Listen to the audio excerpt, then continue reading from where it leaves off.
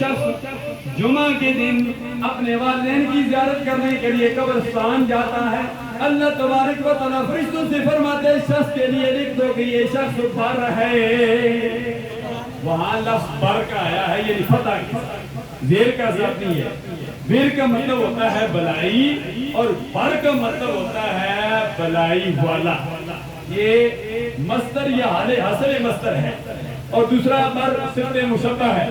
تو فرمایا یہ شخص بلائی والا ہے، یہ نیکی والا ہے جو والدین کی زیارت کرنے کے لیے قبرستان گیا۔ یہ اپنے والدین کو بلایا نہ کریں، سال کے بعد بھی تو ہم کرتے ہیں تمام، ہر جمعے کو اپنے والدین کی قبروں پر جایا کرو اور ان سے فیض لیا کرو۔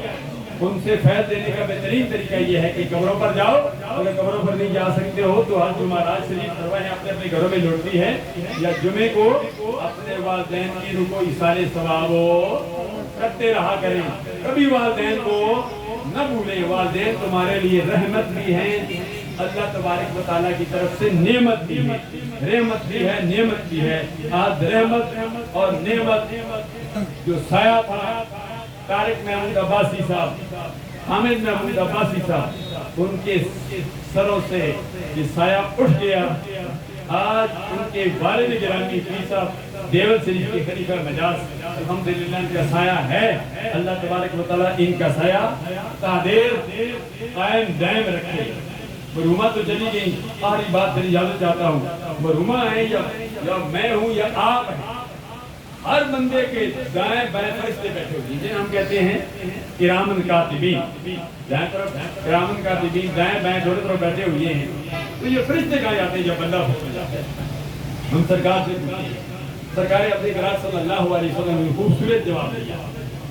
کرامن کاتبین فرشتے ہیں، یہ بندے کے مرنے کے بعد یہ کہاں جاتے ہیں؟